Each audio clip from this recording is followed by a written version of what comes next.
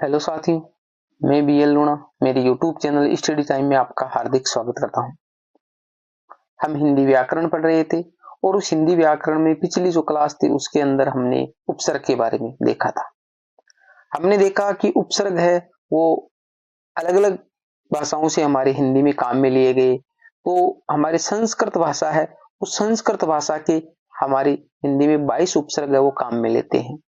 हमारे हिंदी है, उस हिंदी के जो उपसर्ग है वो हमें 10 थे और विदेशी जो उपसर्ग थे, विदेशी जो उपसर्ग है वो हमारे 15 के लगभग थे।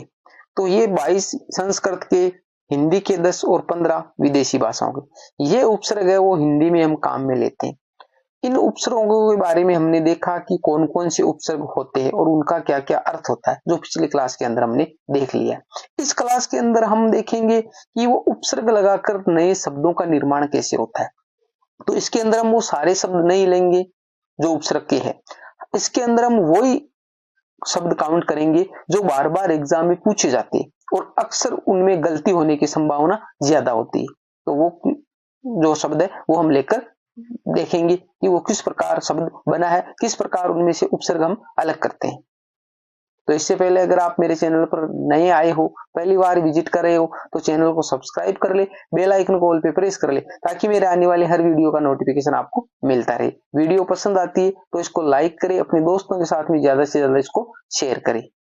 किसी भी प्रकार का डाउट, कंफ्यूजन रहता है, कोई चीज आपको समझ में नहीं आती है तो आप मेरे को निसंकोच कमेंट में पूछ सकते हो। अब बात करते हैं हम जो शब्द है उनकी। तो देखिए, पहला है हमारा अत्याचार। तो अत्याचार शब्द है, उसमें देखो 2 उपसर्ग है, अति और आ और चार, क्योंकि एक बार जब अति उपसर्ग निकालते तब हमारे सामने शब्द बचता है आचार।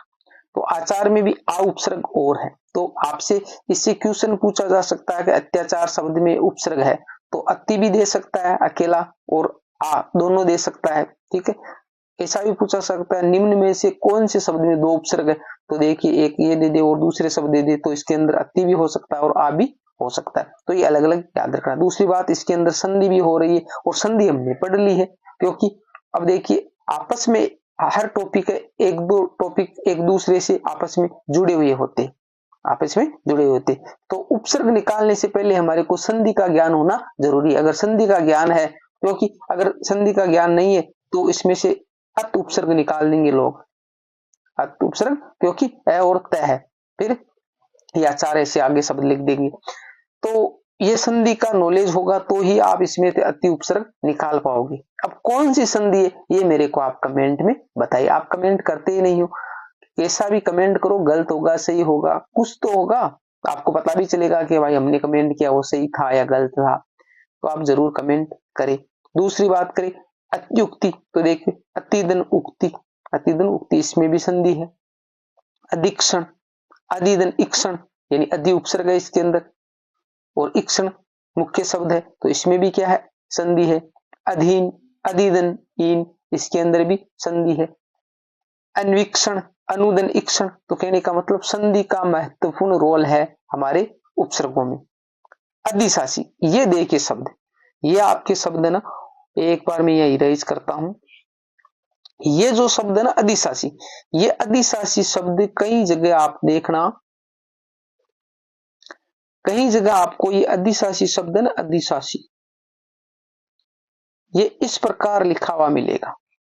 अधिशासी शब्द है, उसके अंदर जो स है ना वो कौन सा मूर्धन्य स है ना वो लगा हुआ रहेगा पीछे की ओर। अब यहां पर मैंने अधिशासी ऐसे लिखा, अति धन सासी, अधि इसके अंदर क्या है, उपसर्ग है। अब ये शब्द शुद्धि में भी काम में आएगा, आपको पूछ ले निम्न में से शुद्ध शब्द, अब अधिशासी शब्द है वो ऐसे लिखा जाएगा।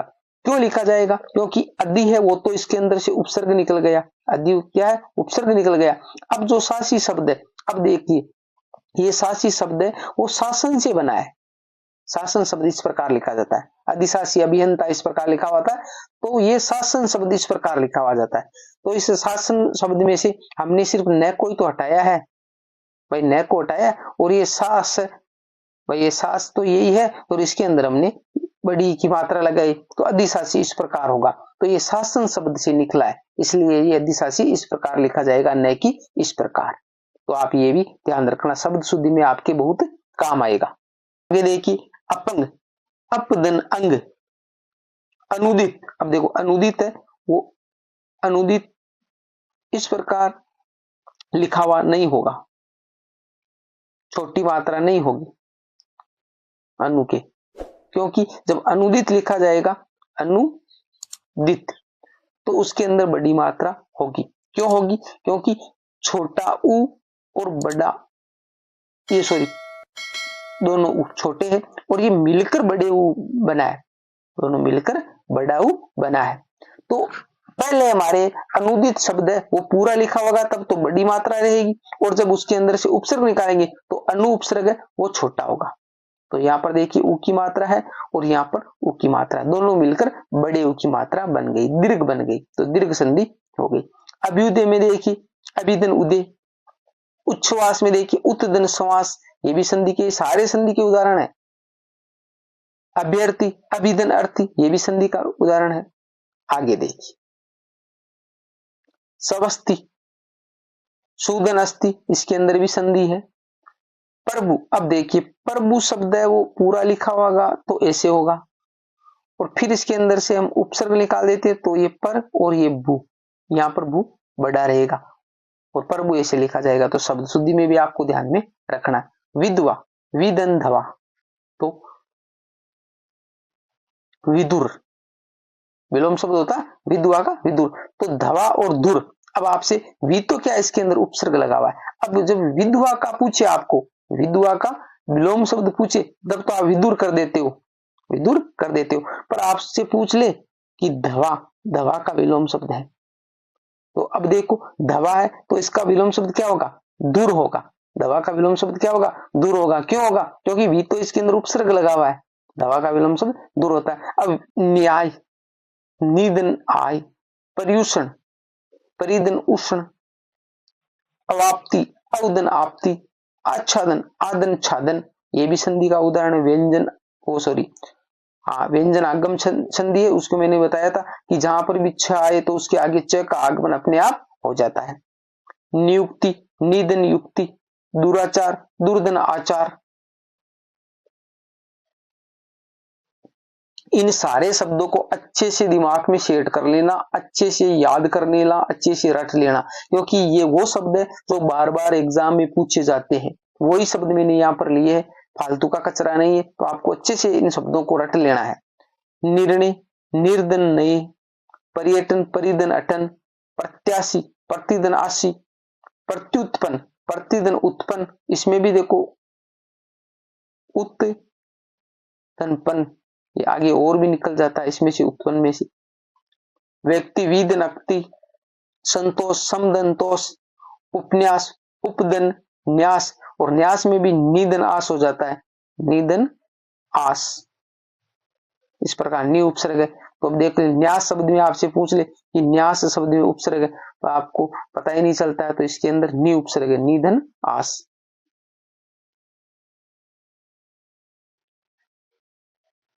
दुर्लभ दुर्धन लभ, संप्रेक्षण समदन प्रेक्षण,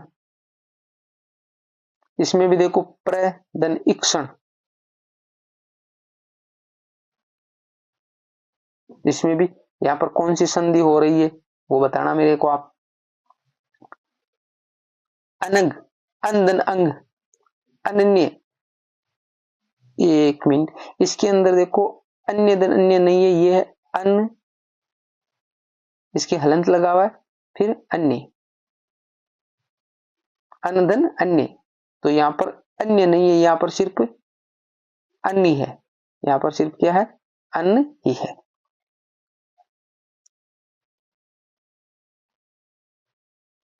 अब देखिए अंतरराष्ट्रीय शब्द दो बार लिखा हुआ है, अंतरराष्ट्रीय शब्द दो बार लिखा, एक तो ऊपर है रेफ वाला रे और एक है पूरा रे। तो रेफ वाले रे में हलंत वाला अंतर आएगा और इसके अंदर पूरा आएगा। तो अंतर धन राष्ट्रीय अंतरराष्ट्रीय किस प्रकार आपको निकालना है, ऊपर अगर आए तो हलंत वाला रे है और पूरा रे आए तो अंतर। अब इसके अंदर क्या होता है कि ये दो देशों के बीच में, दो देशों के बीच में कोई बात होती है, दो देश, तब तो क्या होता है? अंतरराष्ट्रीय इस प्रकार लिखा जाता है। और जो देश के मध्य एक ही देश है और इसके बीच में यहाँ पर जो आपस में होती है वो अंतर्राष्ट्रीय है, इसके अंदर अंदर जो होती है। तो ये अंतर्राष्ट्रीय लिखेंगे तो ये रेफ वर्ड आएगा, और ये लिखेंगे तो दो देशों के लिए बीच में जो कोई बातचीत होती है, जो भी कोई कार्य होता है, तो वो इस प्रकार लिखा जाएगा। नास्तिक, नदन आस्तिक, पुनरावलोकन, पुनर्धन अवलोकन। अब देखिए यहां पर भी एक वो शब्द शुद्धि में आपके ये शब्द है, देखना। अब आप पुनरा, एक मिनट इरेज करता हूं, पुनरावलोकन इस प्रकार लिखा हुआ रहता है, तो पुनरावलोकन शब्द है वो गलत है। ये सिर्फ पुनरावलोकन ही होगा। क्यों? ये जो पुनर है ना वो पुनर हलंत वाला है इसके अंदर, और आगे फिर अ आया, तो ये अ है ना वो इसके अंदर मिलकर ये पूरा र हो गया, तो इसलिए पुनर्वलोकन ही होगा, पुनरावलोकन नहीं होगा, तो ये गलत है। शब्द शुद्धि में आपके बहुत काम में आएगा ये। आगे देखिए,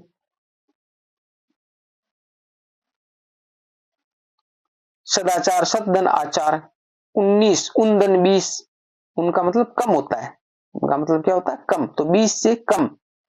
अवतार, औदंतार, अभिग, अभिधन गे, सुक्ति, सुदन उक्ति, अपादान, अपदन आदान। आगे देखिए, अपितु, अपिदंतु, अथुनातन, अथुनादंतन, अध्यादेश, अधिधन आदेश, अतिव, अतिधन इव। इसके अंदर भी देखो ये छोटी ई की मात्रा आई और फिर यहाँ पर छोटी ई की मात्रा आई, और दोनों मिलकर क्या हो गई? बड़ी ई की मात्रा हो गई, इसलिए अतिव इस प्रकार बना है। प्रत्युपकार, प्रतिधन उपकार, इसके अंदर उप है, उप और है, इसके अंदर उपसर्ग है उपकार में। दुर्वासा, दुर्धन वासा, आपाद मस्तक, आदन पाद धन मस्तक, इस प्रकार इसके। परिवीक्षिका, परि, वी और इक्स, ये इसमें भी देखो छोटी ई की मात्रा है पहले वी में छोटी ई की है और आगे बड़ी ई की है, दोनों मिलकर बड़ी ई की मात्रा बनी है।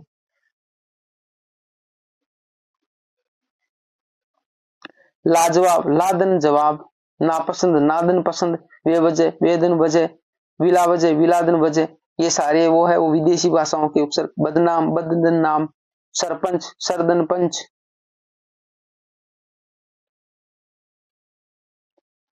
सावधान, सदन अवधान, हेडमास्टर, देखो हेडमास्टर में हेड क्या है? विदेशी भाषा का उपसर्ग इंग्लिश का है। Cooperative, sub inspector, vice principal, अभ्यारण्य, ये शब्द है वो बहुत महत्वपूर्ण है। देखो अभयारण्य, ये इस प्रकार लिखा हुआ शब्द होता है कहीं जगह, और आपको जब अच्छे से पढ़ के नहीं जाते हो तो आपको पता ही नहीं चलता है कि इनमें से शुद्ध कौन सा है और अशुद्ध कौन सा है। तो अभ्यारण्य शब्द है वो क्या है? ये गलत है, ये गलत है।